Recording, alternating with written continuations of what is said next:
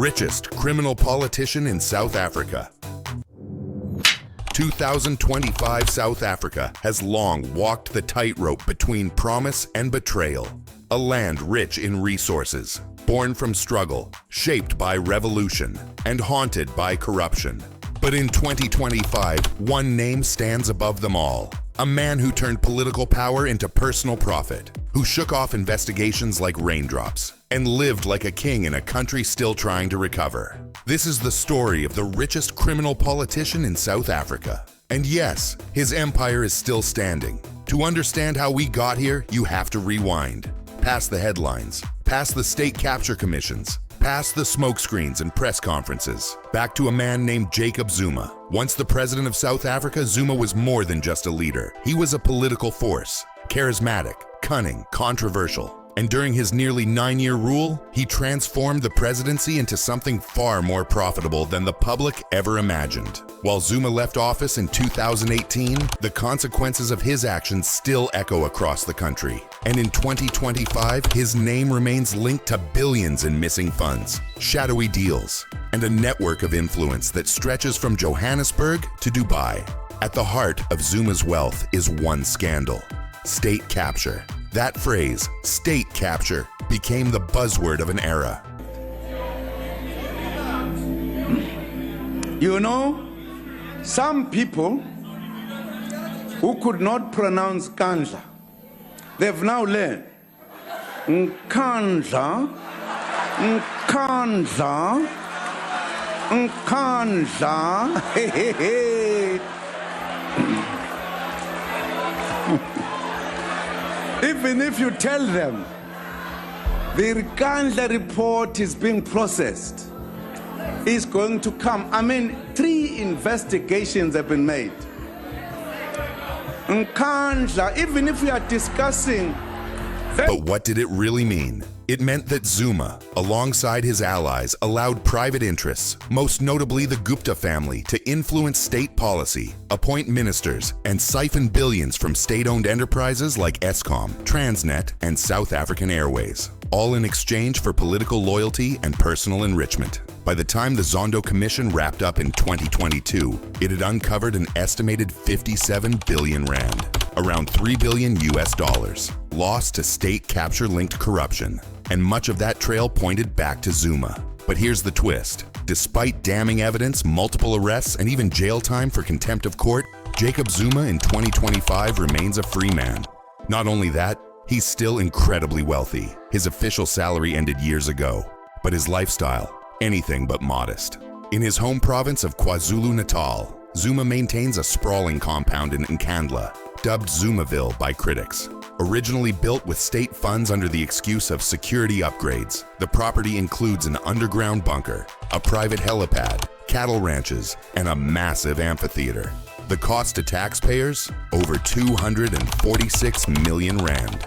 Despite a court order demanding repayment, most of the money has never been recovered. Zuma still travels with a full security detail. He's been spotted in luxury vehicles, hosting fundraisers, even attending ANC party events as an elder statesman. Behind closed doors, he's said to advise rising political figures, especially those aligned with his RET, Radical Economic Transformation faction. And the money?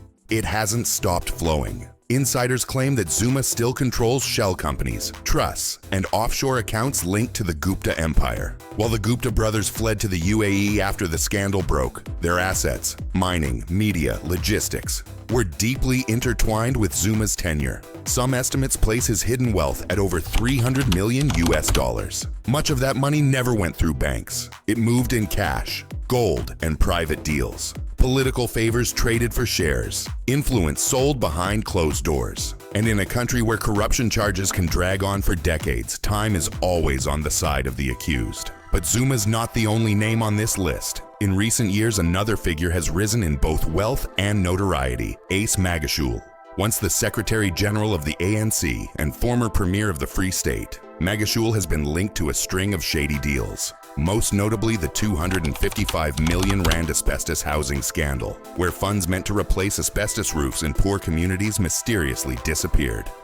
Magashule has been formally charged, but in 2025, he too walks free. still influential, still wealthy, and still protected by political alliances that blur the line between loyalty and silence. Estimates of Magashul's wealth range between 300 million rand to 600 million rand, but much is hidden in property, luxury vehicles, and complex financial arrangements. He owns homes in Johannesburg, Cape Town, and Dubai. Yes, Dubai again. The favorite haven of South Africa's most elusive tycoons. And while we're at it, let's not forget Julius Malema. The firebrand leader of the economic freedom fighters has spent years accusing others of corruption, but he's faced questions of his own. In 2023, new investigations tied Malema to questionable funding sources through his lifestyle and party expenditures. His mansion in Johannesburg, armored vehicles, and luxury holidays paint a curious picture for a self-proclaimed man of the people. While he hasn't been charged, Malema's proximity to tender-related scandals and his party's rapid rise in wealth suggests that political populism may also be paying off. Very well. In 2025, South Africa's politics remain volatile.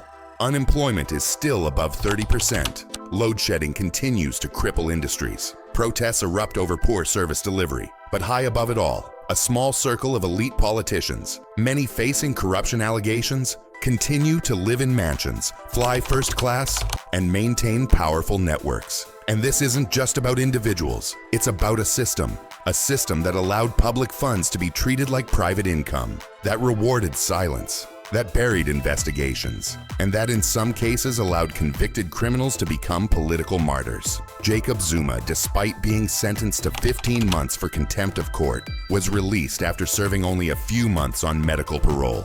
In 2023, the court ruled that his release had been unlawful, but by then the damage was done, and Zuma was already preparing his political comeback. He now leads a breakaway party, Umkhonto we Sizwe, MK Party, positioning himself as the voice of the disenfranchised. Ironically, many of those disenfranchised were hurt by the very corruption that built his empire. In speeches, he denies wrongdoing. He blames white monopoly capital, the judiciary, and foreign interference. But behind the populist rhetoric is a man who used state power to build wealth at a scale most South Africans can't even imagine. So, who is the richest criminal politician in South Africa in 2025? The answer isn't just one man. It's a circle, a network, a shadow system that exists behind the podiums and photo ops. But if we're talking legacy, influence, and unaccounted millions, Jacob Zuma's name still leads the list. Not because he's a genius economist, not because he was a revolutionary, but because he played the system like a maestro, turning loyalty into silence, silence into protection, and protection into profit. In a country built on the dream of justice and equality, that may be the most bitter truth of all.